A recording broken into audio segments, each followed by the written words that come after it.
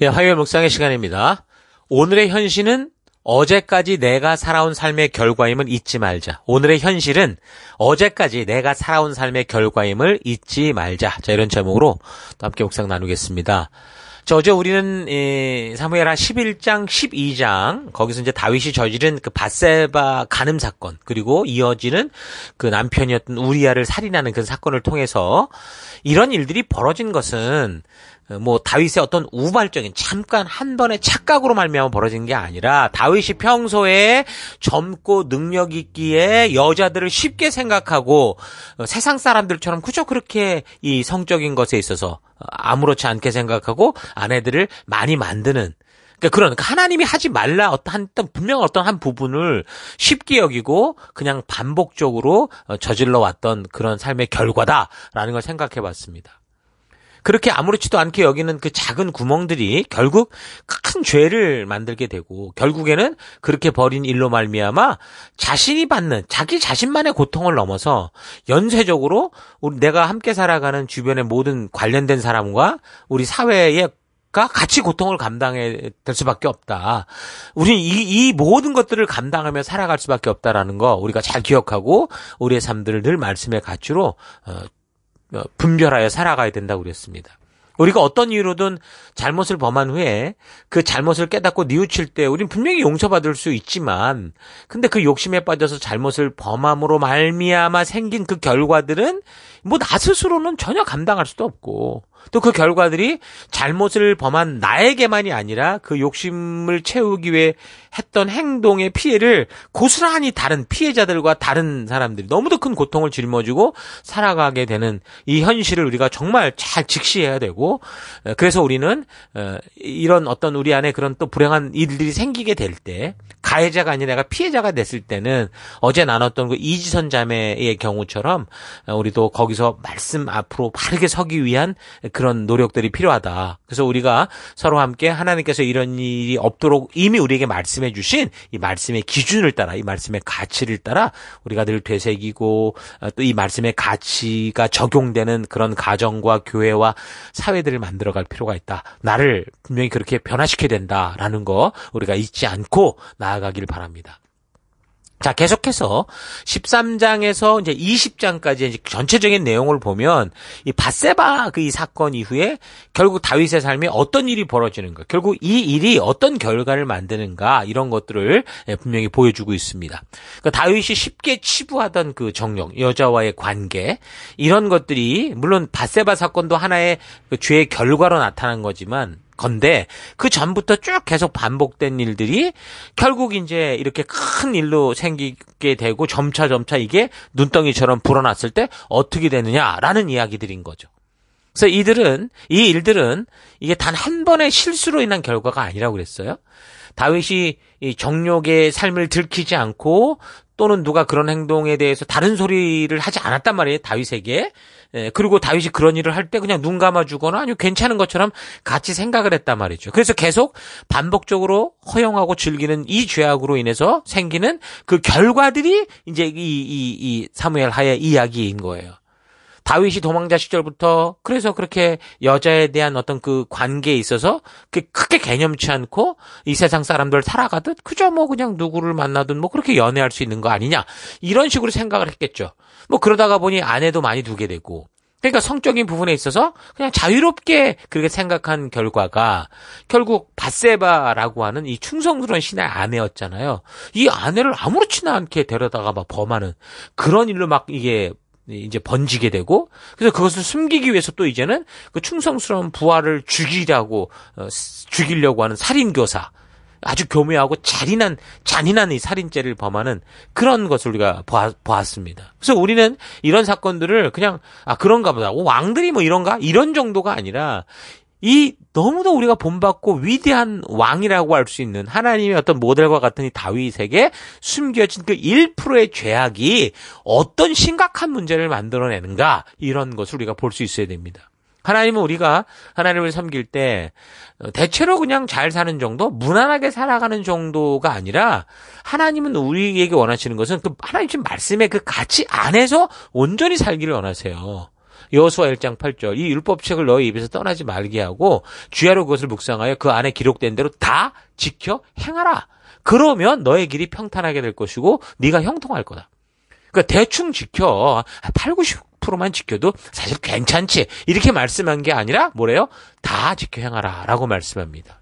그러니까 다윗이 사실 보면 99%의 순종의 삶을 살았어도, 모델과 같은 삶을 살았어도 그 1%의 그 작은 반복되고 방치되던 죄악이 결국 그의 인생을 아주 이제 망치는 그런 일들이 생긴 거죠.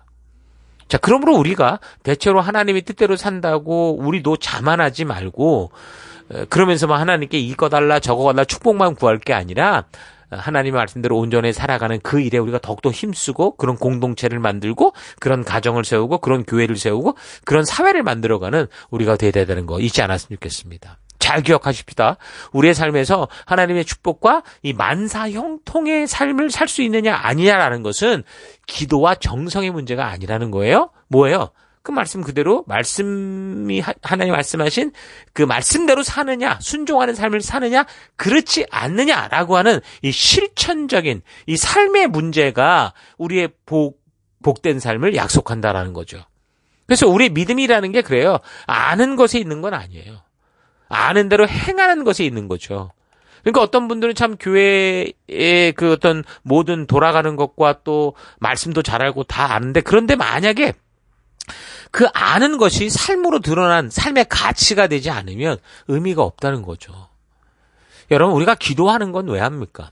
그건 살아계신 하나님이라는 걸 인정하고 그다음에 내 영혼이 항상 하나님의 살아계심을 잊지 않는 그런 코람데오의 마음을 가지기 위해서 기도하는 거예요. 하나님과 관계하고 하나님과 교제하는 거죠. 물론 기도라는 게 답답한 현실과 두려운 삶의 현장을 보며 하나님께 호소하는 것이 되기도 하고 그래서 자신의 감정을 쏟아놓는 어떤 통로가 될 수 있지만 그러나 우리의 기도는요. 거기에 목적이 있지는 않아요. 살아계신 하나님과 살아있는 관계를 유지하기 위한 게 기도입니다. 그래서 그 하나님의 살아계심을 우리가 분명히 믿고 그 하나님의 살아계심을 믿기에 그 말씀의 가치가 우리의 삶 속에 그대로 드러난다면 사실 우리의 삶에 어떤 풍랑과 파도가 와도 우리는 이겨낼 수 있는 거죠. 그러니까 결국 기도는 자기의 욕심을 채우고 내가 원하는 것을 얻어내기 위한 게 아니고요. 하나님의 마음을 내 마음에 담기 위한 거다라는 거 여러분 잘 기억하시면 우리가 어떻게 기도해야 될까라는 것들도 분명하게 깨닫게 되실 거예요. 그것이 예수님께서 우리에게 보여주신 기도의 모델이죠. 여러분 겟세마네 동산에서 그 죽음을 앞둔 예수님의 기도가 어땠습니까? 그 땀방울이 핏방울이 되도록 그 고통스러운 기도를 하시면서도 그가 기도했던 것은 하나님의 뜻이 이루어지길 원하는 것이었어요. 하나님의 마음이 자기의 마음이 되도록 하는 거였지 하나님의 마음을 지금 내가 이게 힘들고 어렵다고 피하고 싶은 그 내가 원하고 내가 뜻하는 대로 하나님을 돌이키려고 한 게 아니었거든요. 그게 기도라는 거예요. 그래서 이 매일 기도, 묵상 이런 시간들을 우리가 정말 자주 갖는 건 굉장히 중요하거든요. 하루에 적어도 정말 3번은 정해놓고 했으면 좋겠다는 생각이 있어요. 우리도 하루 3끼를 먹듯이 밥 먹듯이 우리가 늘 하나님의 말씀의 꼴을 먹어야 된다고 생각을 해요. 뭐 지성과 치성과 정성을 들여라 이런 얘기가 아니고요. 하루에 3번이라도 하나님이 살아계시다고 하는 그 코람드 인식을 가지고 우리가 그 말씀 앞에서 내 삶을 오늘의 삶을 지금까지 살아온 삶을 내가 살아갈 삶을 자꾸 점검하고 방향을 잘 맞추면 어떻게 되겠어요? 그게 복된 삶이 되기 때문인 거죠. 그러니까 다니엘이 하루에 3번 그 예루살렘을 향해 그 열린 창문 앞에서 기도한 것처럼 우리도 하나님이 살아계시고 이 역사를 주관하시고 하나님의 말씀대로 살아내기 원하시며 내가 지금 이곳에서 거룩한 제사장 나라가 되기를 원하신다고 하는 그 하나님의 마음을 기억하는 시간, 되새기는 시간, 그 기도의 시간을 가지는 거 이건 정말 우리의 바른 신앙에 있어서 굉장히 중요한 거죠. 그래서 기도의 시간을 뭐 얼만큼 길게 갖냐 이건 중요하지 않다는 거예요. 하루에 꼭 3번이다. 이 횟수도 중요한 게 아니에요. 잠깐이라도 진지하게 그 하나님의 살아계심을 느끼고 그래서 그분의 말씀 앞에 나를 되돌아보는 그런 코람데오의 인식을 가질 수 있다면 우리의 삶은 바른 방향을 향해 가게 된다는 거죠. 그런 삶이 하루에 3번으로 안 되면 그때는 30번이라도 하려고 늘려야 될 거고, 근데 한 번으로는 하나님과 깊은 코람도의 삶을 살아갈 수 있고, 그 한 번을 통해서도 내가 온 하루를 주님의 백성다운 삶을 살아갈 수 있게 하는 그 한 번으로도 족하지 않겠습니까? 그러니까 중요한 것은 하나님의 마음을 늘 우리의 마음에 담고 살아가는 살아있는 하나님과의 관계를 유지하는 거라는 거죠. 자, 아무튼 다윗이 여자 문제에 있어서는, 어떤 성적인 문제에 있어서는 하나님의 뜻을 잘 알지 못하거나 또 그냥 모른 척하고 그 당시 그 세상 문화나 흐름에 따라 자기의 욕심을 푸는 이런 길을 그냥 쉽게 연애하고 하는 것들을 아무렇지도 않게 살아서 결국 많은 아내를 두게 됐는데, 그 결과가 지금 이제 이런 혼란한 삶을 슬슬 보여주기 시작하는 거죠. 그래서 계속되는 내용을 보면 이제 쓴 열매들이 어떻게 나타나는가 나오는데, 다윗은 그 자녀들의 그 그릇된 삶들을 보면서 결국에는 이런 것들이 이랬구나라는 걸 알게 되죠. 거기다가 자녀들이 죄를 질 때도 그걸 바르게 공정하게 처리하는 것이 이상하게 다윗이 거긴 서툴렀어요. 자, 그래서 그 자신의 장남이었던 이 아들이 그 배다른 자기의 딸이 있었는데 그 딸을 강간하는 일이 벌어졌거든요. 근데 이 소식을 이제 다윗이 들었던 거예요. 그래서 뭐 성경대로 보면 우라가 치면서 병이 될 정도라고 했는데도 계속 보면 다른 조치가 없어요. 공정한 치리 없이 그냥 덮어놓고 버린 걸 볼 수 있습니다. 자, 13장 21절. 물론 다윗 왕은 이런 이야기를 듣고 몹시 화를 냈으나 그의 자식 사랑은 언제나 맹목적이었다. 더구나 암논은 그의 장자로서 왕위를 계승할 사람이었기 때문에 다윗은 여전히 그를 무조건 사랑하고 어떤 벌도 내리지 않았다. 오히려 암논의 기분이 상할까봐 그를 꾸짖는 말조차도 하지 않았다. 현대어 성경으로 읽어드렸는데 이거 충분히 지금 그 상황을 우리가 이렇게 유추할 수 있게 하는 그런 해석입니다. 이게 참 심각한 사건 아닙니까? 근데 이 사건에 대해서 아버지로서 공정한 바른 교육, 여호와의 말씀의 기준에 따른 바른 치리를 하지 못하죠. 그러므로 말미암아 어떻게 돼요? 이제 형제들이 서로 죽고 죽이는 일이 생기는, 일이 점점 커지는 거예요. 그러니까 이런 일이 벌어졌을 때 일의 여부를 확실하게 잘잘못을 알게 하고 바르게 교육했다면 이런 최악의 상황이 오히려 어떻게 돼요? 더 바른 성장의 기회, 교육의 기회, 이런 게 될 수도 있었을 겁니다. 그런데 다윗은 이런 위기를 정면으로 맞닥뜨리지 않고 회피하는 식으로 덮어놓고 지나가 버렸던 거예요. 뭐 어쩌면 다윗 왕 자신이 그런 짓을 하고 살았잖아요. 사형에 해당되는 죄를 이미 지은 그런 자로서 자기 그런 부끄러움이 있어서 그런지 모르지만 자기 아들의 죄를 심판할 자격이 없다고 생각해서 그랬는지, 뭐 본문 현대 성경대로 하면은 뭐 장자다 보니까 어쨌든 자기를 책임질 만한 그런 존재니까 그렇게 했는지 모르지만 어쨌든 다윗은 이걸 그냥 덮어놓고 넘어갔다라는 거예요. 아무튼 뭐 다윗 같은 경우 인간적인 면에서는 뭐 그렇게 보면 좋은 아버지였는지는 모르지만 하나님 앞에서는 말씀의 가치대로 살아가야 되는 부모의 본분, 이 부모가 보여주는 본분을 바르게 다하지 못했다라는 걸 알 수 있는 거죠. 자녀의 실수를 용서하고요, 또 다시 기회를 주는 거, 이거 굉장히 중요한 거예요.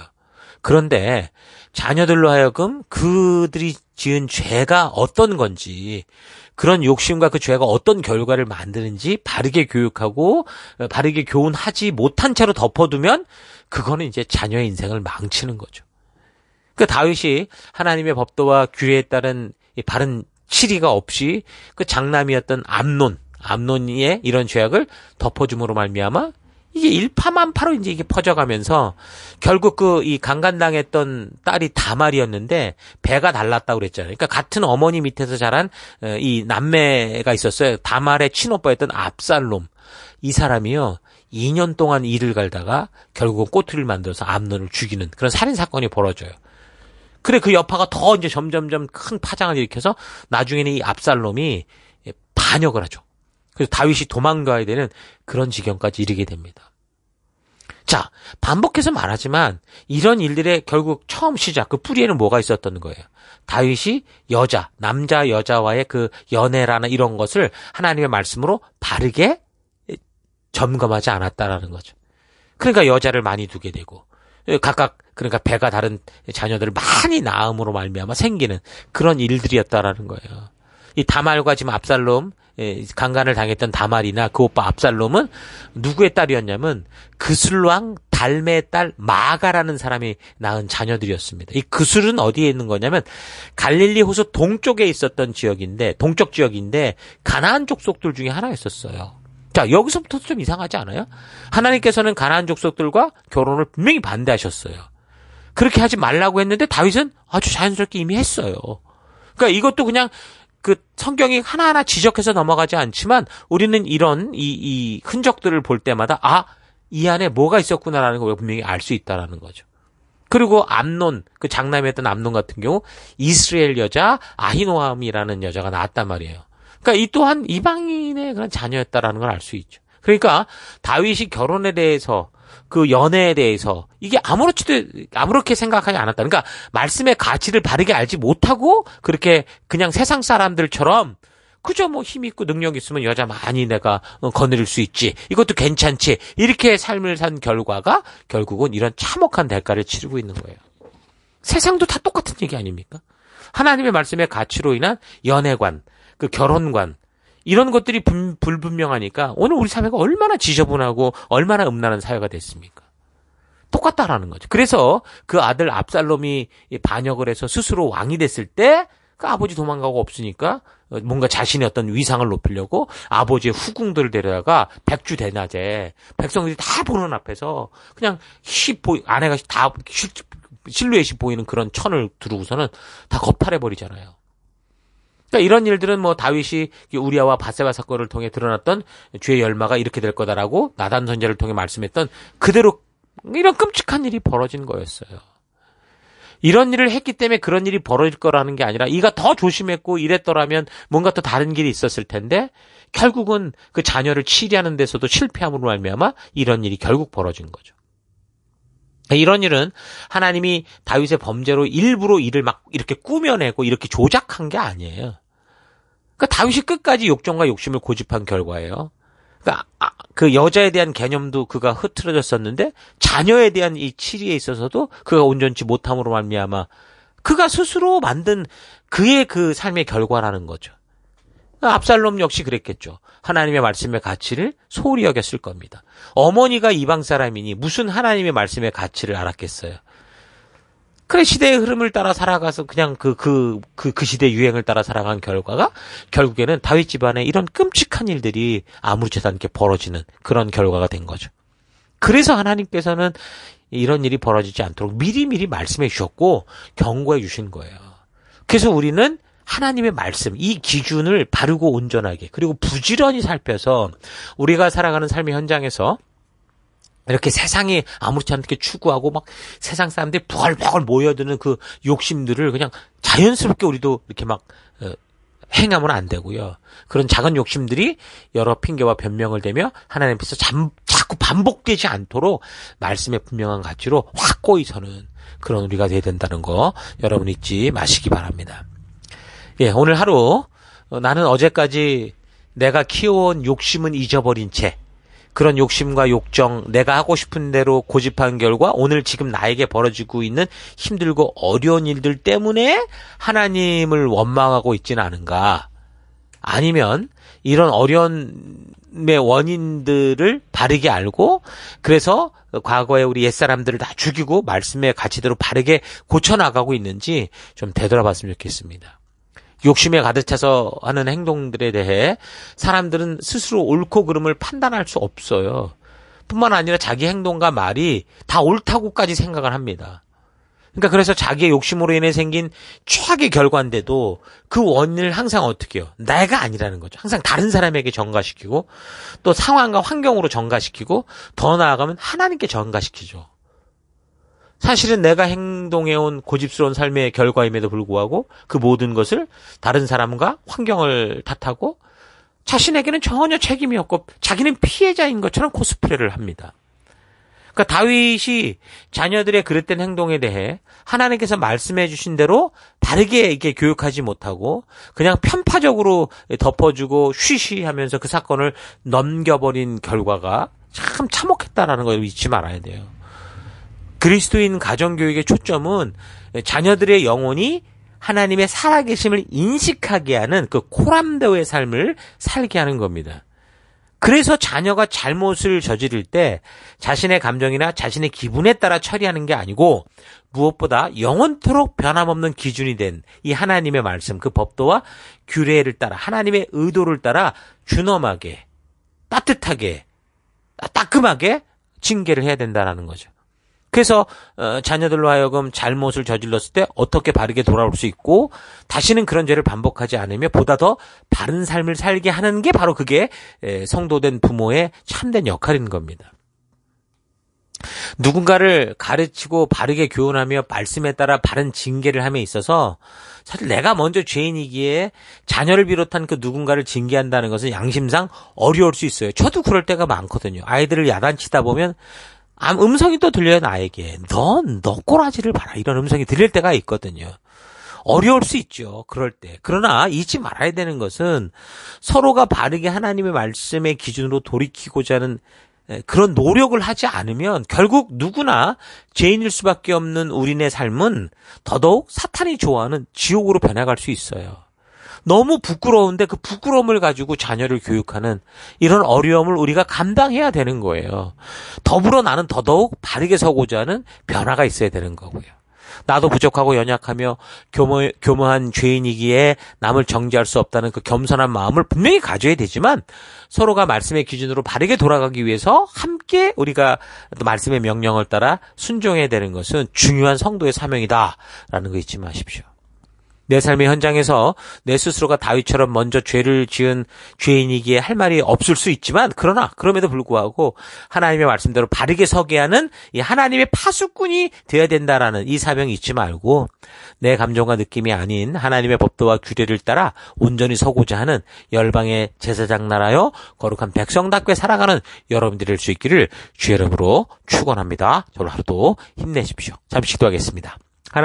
하나님께서는 우리의 의로운 실력을 보고 우리를 택한 게 아니라 우리가 이런 수준임에도 불구하고 우리를 받아주셔서 이 모습 이대로 받아주셔서 하나님의 백성답게 서가는 일을 이루어 가시는데 마치 나는 내 스스로 하나님 앞에서 떳떳한 존재인 것처럼 그렇게 뻔뻔하게 살아왔던 것을 회개합니다. 우리가 살아가는 오늘이라는 삶의 현장은 내가 어저께까지 반복하며 살아왔던 삶의 결과다라는 거 잊지 않고 오늘의 어려움을 가지고 남 탓하고 핑계대는 인생이 아니라 내가 더 겸손히 주의 법도와 규례가 인도하는 길을 따라 성실하게 살아가는 그런 삶 되기 원합니다.